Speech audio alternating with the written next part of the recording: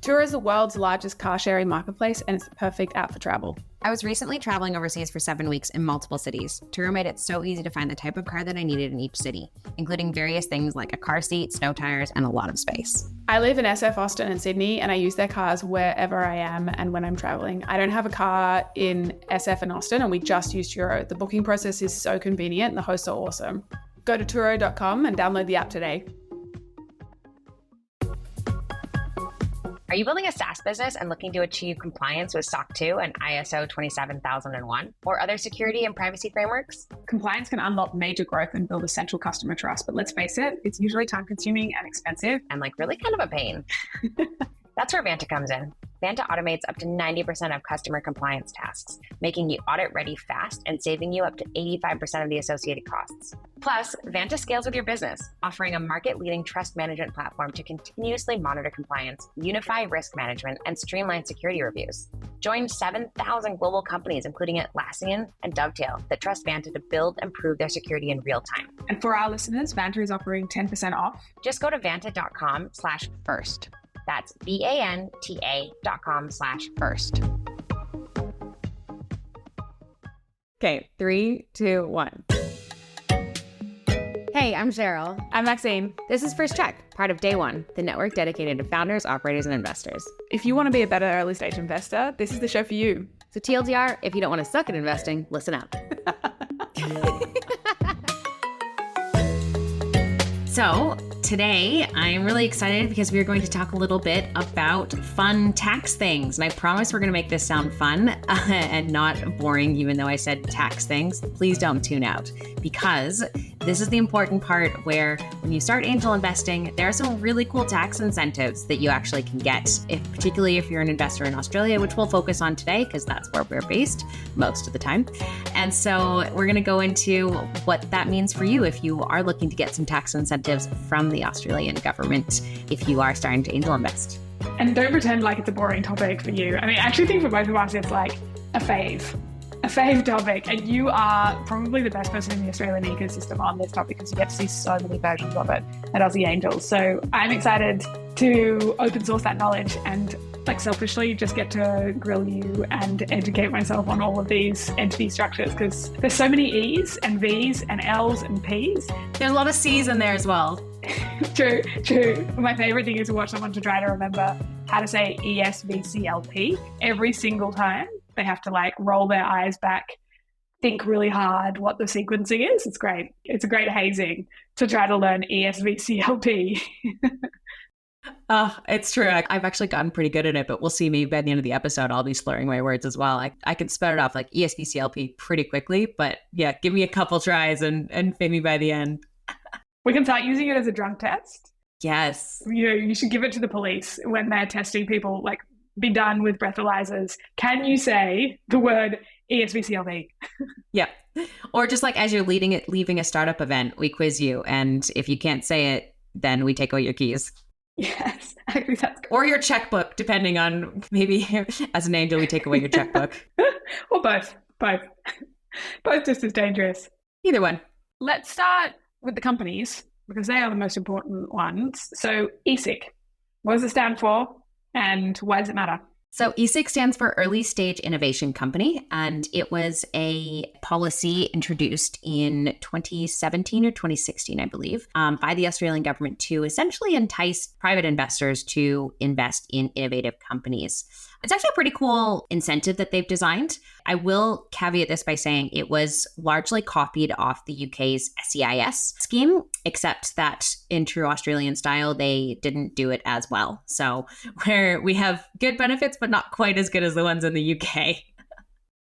Investor shade, tax nerd shade. You didn't implement that policy very well. Just not as good. So I'll go through what the companies need to meet. So this is another one where the policy is good, but the communication around it is still a little bit confusing. So there's actually 3 ways that you can qualify as an ESIC company, or that a company that you're investing in can qualify. One is this 100-point test. And basically on the website, it says like, here's a bunch of different ways. I think there's like 10 ways that you can actually get 100 points. One of them, for example, is like doing a qualified accelerator. So Starbate is one of them, and you get 50 points for that. Another one is like getting the R&D tax credit, and I think you get 50 points for that. So like there are a bunch of ways that you can meet the 100-point test. Actually, most of those are pretty black and white. I think another one is like if you've received 50K in funding from somebody who's not like an employee of the company. So that's one way. Another one is the principles-based test. And this is one that gets forgotten about a lot. In fact, just as like an FYI, Aussie Angels, my company, we forgot about this test. And one of our investors was like, hey, by the way, like, did you know you could just like apply these principles? And we were like, oh yeah. So it's just like, it's one of those ones that just not as well known. Amazing. But you can basically just say like, are we an innovative company? And do we do these innovative things? And there's a list there. And if the answer is yes, then yes.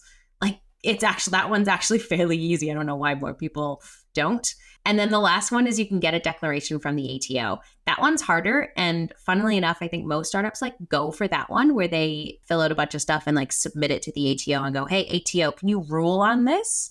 It takes longer. And the ATO has actually said publicly, like, don't do that. Basically, like just self-assess. So, but I think as in true Australian style, a lot of Australian companies are like, oh, I don't know. I don't want to self-assess. What if I'm wrong? They're kind of scared to do so. And so we don't see it being used quite as much as I think we should. Like in the UK, if you're not SEIS, like you are not getting funded because the tax incentives are so good that they're just like, it's just not worth it. Whereas here, we are much more open to being like, oh, well, yeah, if you're not ESIC, like not great. It would be better if you were, but it's fine. I'll still invest. So that's how to know if you are or not. That's so interesting that there is the principles test and that people can self-certify. I totally understand why companies want to be 100% sure. And I'm sure there's accountants and lawyers out there giving advice like you want to be 100% sure. Because I can imagine, wow, what an awkward conversation if you self-assess, say you're ESIC, and then you're not, and then have to go back to your investors and be like, lol jokes, I need you to pay more tax. Sorry about that. So I can totally understand why people are careful with the rule, but that's really interesting that there's a principles-based test. This is a question they have for the ESIC rules. There's funding hurdles that you have to meet to be ESIC, or is that a different test? Am I completely batty? So you have to have less than 200,000 in income as a company. So if you want to qualify for ESIC, then you have to have revenue under 200,000 and expenses under $1 million. And you have to be an Australian domiciled company. So those are the base requirements. And then you also have to either meet the 100-point test, the principles-based test, or get a ruling. And those first two are just self-assessments. You just say, yep, I have 100 points. Got it. Okay, very cool. Is there any complexity with safe notes or anything for the 100-point test? I have some kind of rant from Rain on LinkedIn in the back of my mind who like anti. Yeah, adventures of the unsafe. Really, just a branding genius. So is there complexities there with ESIC and being funded on a safe? Yes. So as an investor, you can take advantage of the tax benefits if the company qualifies as ESIC at the time where you acquire the shares. Now, that point is the really important part, because when you invest via safe, you are not actually acquiring shares. You are acquiring the right to shares in the future. And so when they designed the ESIC thing back in 2017, I guess safes just weren't as common then. And so they didn't take them into account. It's something that actually we've been pushing for, to say like, hey, we're taking the risk now. We should get the benefit now. But no one's listening yet. So if there are any politicians out there who are listening, please take note. Just screaming into the void. Yeah, pretty much. As it stands, you only get those tax benefits, or you're only entitled to those tax benefits when you actually get the shares. So if you invest in a priced round, then you can claim that immediately or in that tax year. But if you invest in a safe, you won't be able to claim it until that safe converts. And here's what Rain was ranting about. And the crappy part is that they may qualify as ESIC when you invest in that safe, but then 6 months, 12 months, even sometimes 2 years later, when they actually raise their priced round and that safe converts, all of a sudden they've earned more than 200,000 in income in that tax year and they don't qualify anymore. Or they don't meet the 100-point test anymore, which like that one sometimes can stick around. But mostly the thing that we see trips us up is that they earned more than 200,000 in revenue in that year, which is like, that sucks because you took a risk, gave them money, and then they did really well and were earning revenue, and all of a sudden you don't get that extra benefit. So yeah, that's the piece that can hold back the benefit of using that, unfortunately. That's so annoying. You're right. It seems like there is a trend. A lot of these principles are put in place. The government doesn't yet fully understand the nature of the market that they're trying to regulate or the market that they're trying to stimulate, because ultimately this was a stimulation policy, right? They were hoping that they would give tax benefits and more people would invest. So what are the tax benefits with ESIC? If you are investing in an ESIC qualified company and you are receiving the shares right away, you get an immediate 20% tax offset that you can essentially use in that financial year. And you get 100% capital gains tax exemption if you hold those shares for more than 12 months. That's the piece that is really exciting if you think about it. Say you invested in Canva and they qualified as ESIC when you invested, and then 12 years later, you get the capital gains when they exit or they do a secondaries, and you are not taxed on that at all. It's wild. It's crazy, right? And like, it changes your investment profile, because if I think about like, well, okay, I'm making an investment and I think this could 10x, and then I'm going to be taxed, 48% on that potentially, then like, what does that mean, right? Like, I have to almost cut my expectation or like my expected return by almost half. Yeah. Whereas if they're ESIC, then the potential for the return is much higher, which means that I can actually take a bigger risk. Also, with the 20% tax offset right away, you can go, okay, cool. Well, again, I can either invest more or take a bigger risk. So I can write a slightly bigger check because I'm going to immediately get that as a tax offset. Wow. And that's tax offset as opposed to a deduction is huge, right? It's like, say you invest $10,000 and then you do your tax return, you can actually deduct your overall taxes that you're paying by $2,500. Yeah. Wow. So good. If only it would apply to safes. I know. Do you want to know what it is in the UK though? Yes, I do. It's 50%. What? That's wild. Yeah. So the super angels out there are just like straight offsetting their entire tax bills. Yeah. Which like makes sense, right? Because then the government doesn't have to, like you wouldn't necessarily need all these like Carla Zampatti or Alice Anderson funds, because you're actually just giving the money back to investors in the form of like, let's just back your investment a little bit more. Wow. Yeah. And so good for the economy as well. And so good for jobs and for innovation in that industry, right? It's like private investors fueling the innovation economy. Well, I guess both private and public, right? The state is foregoing tax revenue in pursuit of putting it behind those startups. That's really cool. And so do you see it a lot out there? Do you see a lot of companies going for ESIC ruling in Australia or no? Getting the ruling, no, but going for ESIC as in like, meeting the test, either one of the tests. Yeah, I would say less than I would like. Again, it kind of comes back to that. I think companies aren't educated enough. For example, StarMate runs a syndicate on Aussie Angels. They just offered all of the companies that went through the last cohort to go on there and raise, which is really cool. But we actually ended up having to educate the vast majority of those companies on what ESIC was. And even a lot of them came back being like, well, we're raising on safes, so it doesn't matter. But it was like, actually, it does matter because it factors in, even if you qualify now and the investor technically won't get that benefit later. But in terms of making an investment decision, it actually does matter right now, because if you are currently eligible, there is a good chance that you might still be eligible when those safes convert. And so it factors into an investor's decision. But every single one of them was like, oh, we're not thinking about that. We didn't think about that. So I think there just needs to be more education and more proliferation and more investors asking about it. In the UK, it's just widely known that you have to be SEIS. Yeah, I can only imagine what incentive that places into the market if all of the investors, right? As you said, 25% tax offset or 20% tax offset. In Australia. No capital gains. It's really material. In Australia, yeah. It's very exciting.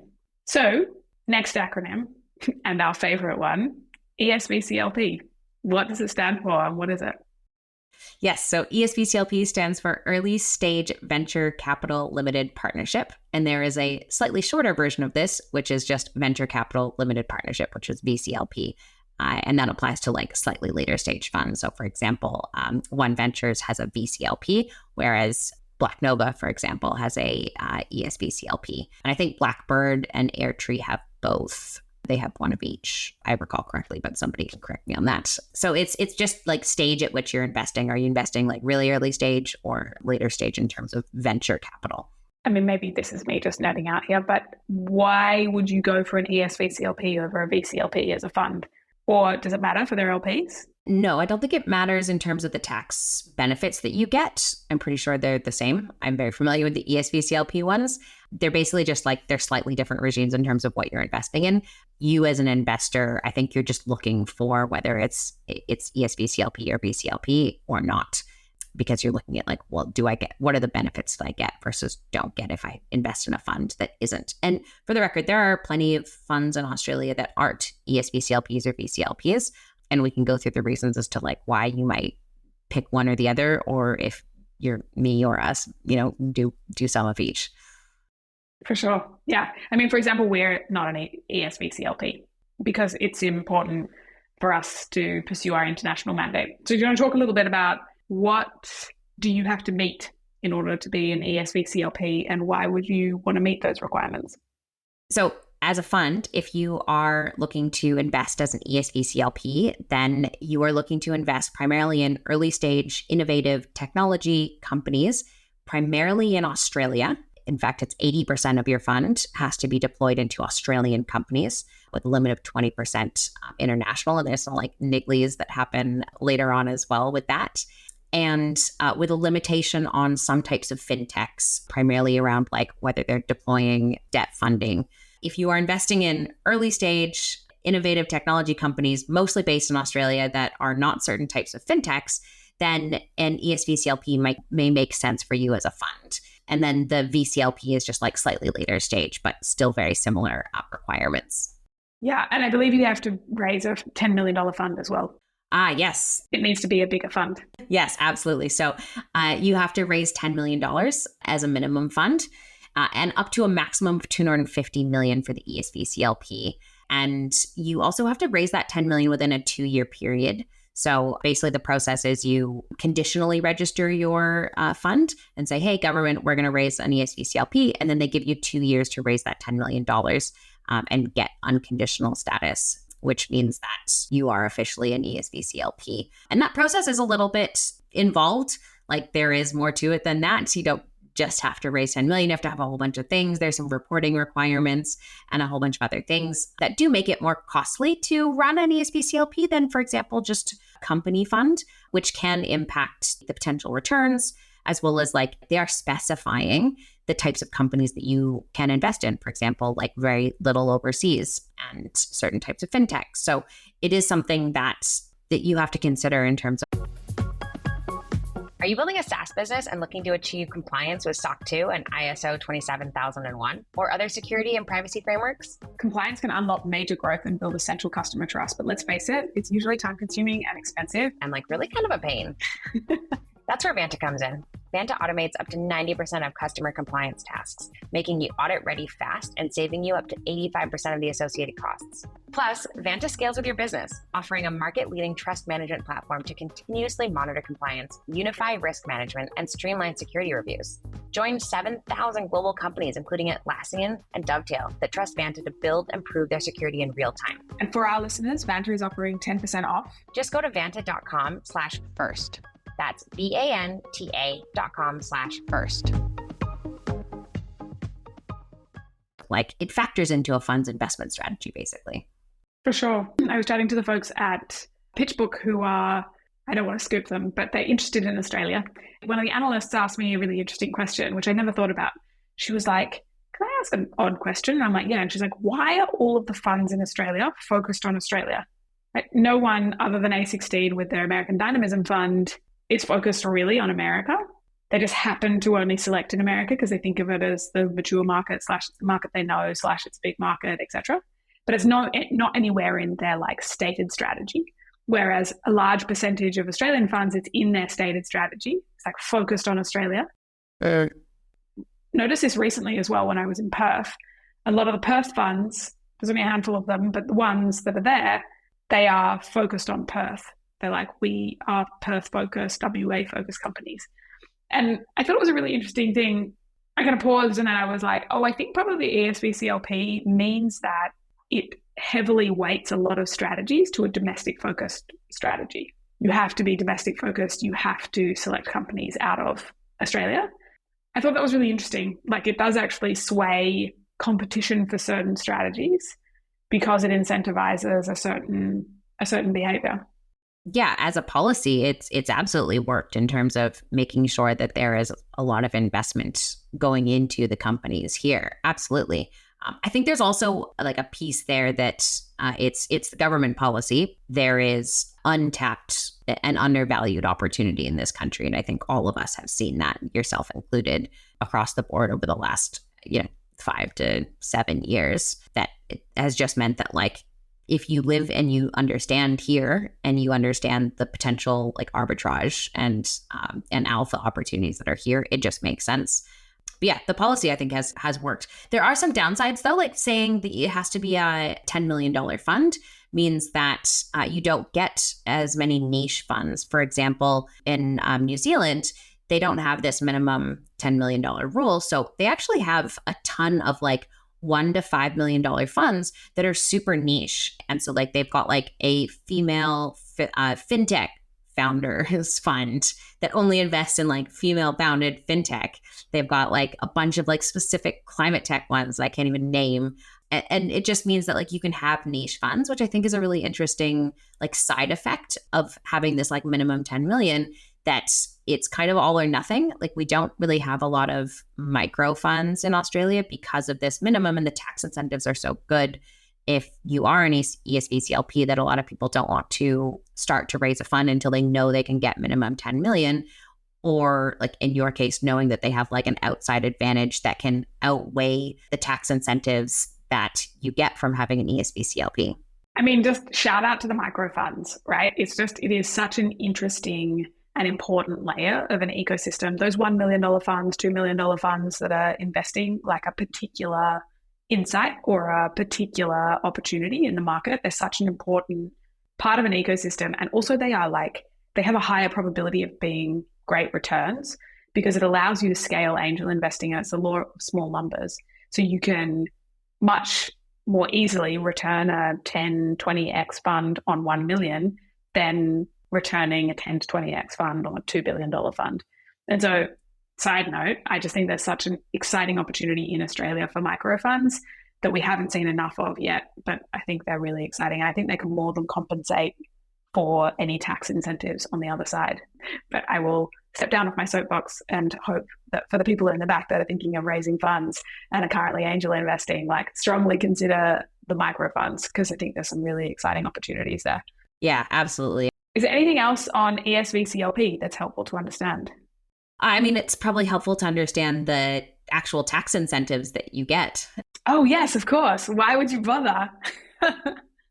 Yeah, right? Like, what's the difference? Do I invest in a fund that is or isn't ESV CLP? So as an investor, as a limited partner, if you invest in a fund that is an ESV CLP or a VCLP, I'm pretty sure that its incentives are the same. Essentially, you get an immediate tax offset of 10%. However, the key thing to note there is that it's actually on deployed capital. So it's not like, oh, if I commit, let's say I'm investing in a $25 million fund, that's like $20 million fund, and I invest $1 million, you don't get an immediate $100,000 offset. You get a 10% offset on the amount that is deployed from that fund relative to the amount that you own of that fund. So in our example of like a $20 million fund where you're investing $1 million, you own 5% of that fund. Let's say in the year one, if they deployed all 20 million, then you would get your full like 10%. But if they only deployed like $10 million, then you would get an offset of 5% of 10 million, which is 50,000. 50K. 50K. Yeah, 50,000. Yeah, cool. And it's also important to keep in mind that and this is something actually that I think is a bit of a misconception. If you're investing, let's say you're investing $100,000 into a fund, typically the capital call period, so you don't have to just hand over $100,000 right away. You actually get capital called that over usually a 2 to 3 year period. And it's usually in like 15% increments, give or take 5%, 5 to 20%, or 10 to 20% increments, sometimes slightly less. Typically that will be called over a period of 2 to 3 years. So you're not just handing over $100,000 right away. You're getting called, like that capital is getting called. And so if the fund is only called, say, 20% of the fund, then you're only getting to claim that 10% offset of what's being deployed relative to your ownership. So in any given year, you might actually only end up, if you've invested $100,000, you may only get a write-off or a tax offset of $5,000 that year, or $20,000 the next year. It's good and bad. It means that you get your offset split over multiple years, and also because it's deployed, not necessarily called. So they might finish calling all the capital within 3 years, but then finish deploying it within the next tax year as well. So it means that you get your tax offset over 4 years, just not all at once. So that can be good or bad. And it's a non-refundable tax offset as well. Very interesting. It makes more sense why so many LPs were frustrated at the beginning of 23 when none of the investors were investing. They were just like, they'd called capital, but they hadn't fully deployed what they'd called. They were not happy about it. I wonder if it's helpful here to explain a call schedule just in the context of this, because it's not everyone knows that funds don't actually pull that capital up front. Because in a startup, when you raise a round, you get all of the money in your bank today to use it. But for a fund, that's not true. For bigger checks, and or in some funds, all of the checks, they are called on what they call a call schedule. So essentially they pre-commit and they say either we're going to call a percentage of the capital, as you said, that was really interesting, 15% kind of with an error bar of about 10% on either side, on some kind of regular cadence over a period of time, usually between 2 to 3 years. So you kind of commit that you will pay a certain amount over that period. And there was definitely a hairy period at the beginning of 23 where a lot of the scuttlebutt was that a lot of institutional LPs were saying to their fund managers, do not call capital because we will not pay. Yeah. So please don't put us in that position. So a lot of fund managers weren't deploying because they knew they couldn't call on their LPs and they didn't want to put those relationships and, in jeopardy, and also their LPs in a tough spot. And so essentially what's happening here is a call, in inverted commas, is when a fund manager goes to their investors and say, hi, either it's time for you to pay into the fund, and they do that on a quarterly basis, or, hey, we found an investment, we're ready to make that investment, so we're going to call down the capital and invest it at that point. And that has a whole bunch of implications for things like IRR and the metrics that you measure a fund, because you only start the clock on investment time horizons for that capital when it's called. But it's relevant here if this is the first time you're hearing about call schedules. That's what we're talking about.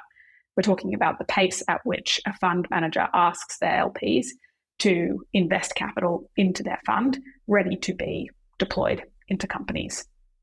Yeah, that's an interesting one, because I had a call last night with an investor who just joined my syndicate, and I was like, yeah, I've invested in this many things plus 8 funds, and he's like, wait, like, do you earn an extra $1 million a year? Like, how are you invested in 8 funds? And I was like, well, like, it's important to remember that isn't all like called at once. And some of those funds I committed to 5 years ago. So like those capital calls are done, and I'm just starting to do like second funds, and it's over a period of 2 to 3 years. So, and he was like, wait, what?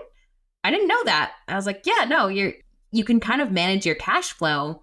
It's not that you need to have it right away. And that was actually a misconception that I had as well when I first started investing. The first fund I talked to, they were like, yeah, it's, for you, 100,000, normally 250, but that's called over 3 to 4 years. I was like, oh, really? Oh, okay. Actually, maybe that is doable. Yeah, totally. I think, as you said, it's a misconception a lot of people have when they're investing in funds, that call schedules are a thing. Yeah. Very interesting. There is a very important tax benefit that we didn't quite get to because we got sidetracked with the call schedules that I want to go back to. And that is, as an investor, if you invest in ESV CLP or VCLP, there is also capital gains exemption. So there is no tax on the distributions from that fund. So if you think about your average fund, returning, let's say 3x, you're not taxed on that. So if you invest $1 million and they return 2.5 mil, you're not taxed on that, which is a very strong benefit, right? Very attractive, yeah. I mean, the capital gains thing is so real. It's really attractive, although it's, in this case, somewhere between 5 and 12 years down the road. But you really will notice it when you're down the road. So wonderful tax incentives to be in place.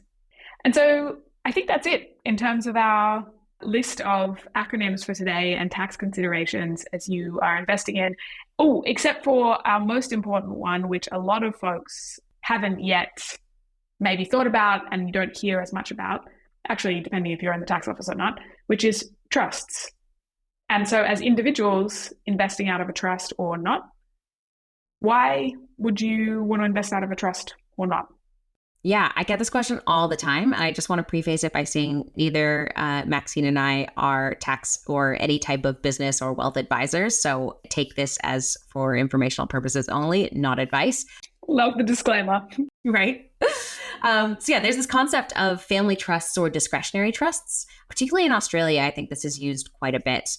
And basically, like the way that I generally explain it when people ask, everybody seems to think, oh, I haven't set up my trust yet. I can't start investing until I set up my trust. I'm like, first of all, you can just invest personally. There's no reason that you have to invest via a trust, but there are some reasons that you may want to. And the primary reason that I see is one, if you have a family unit, for example, yourself and a partner, and you anticipate, or that there is currently, but mostly that you anticipate that there will be a large discrepancy between the incomes of those two people. And for the record, you can have more than two people in your family trust, although they have to be over 18. Otherwise, they get taxed at the full amount. If you potentially have two or more adults in your family trust that are likely to have a large discrepancy in income in the future when you are getting those distributions, then you may want to have a family trust because it allows you to distribute the income from those distributions or gains however you see fit. That's why it's discretionary, because it's at your discretion to say, hey, you've earned this amount and you've earned this amount. So like Maxine, if you and I decided to create a family trust together and sometime in the future, we got our secondaries from Canva came through and we're sitting on $1 million in the family trust, but I didn't work last year because I got injured, for example. I was, snowboarding and broke my arm and I couldn't work. For example. For example, yeah, just thinking of a random example.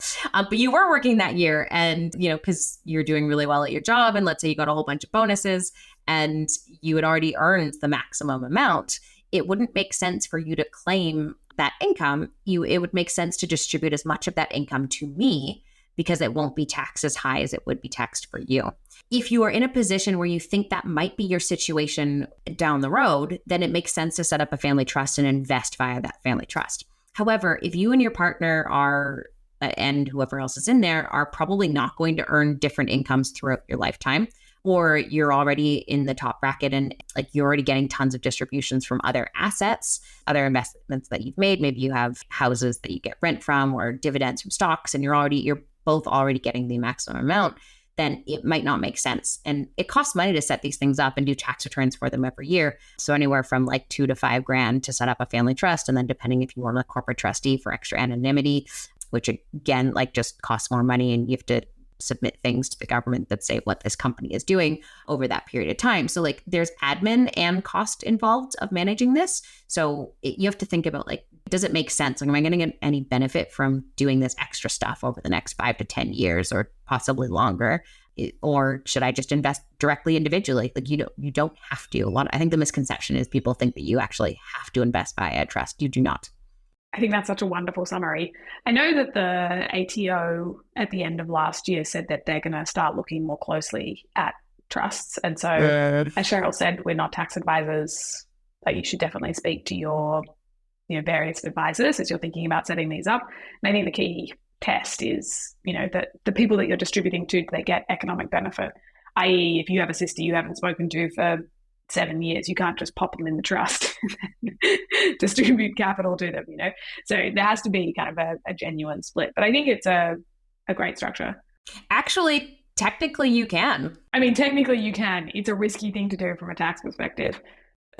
Actually, funny enough, that is what the ATO is going to start looking at. Yeah, you can distribute to whoever you want. So this is actually what the ATO, and again, not tax advice, but my understanding is that the ATO is looking to crack down on that because people are basically saying like, oh, I'll just put my sister on here and say I distributed income to her, but actually not send the money to them and then basically not get taxed. So I shouldn't be sharing this, but I think they're cracking down on it anyway. But yeah, you technically can, but they're supposed to actually get the money. And the other thing is actually you can't hold money in a trust. it has to distribute. So if the trust receives money, it has to distribute in that income year to those people and not just distribute on paper. You actually are supposed to send the money to that person. Wonderful summary. That was so interesting. I am fully educated now on all of the various acronyms, including trusts, and love diving into that. Thank you so much. Great chat, Maxine.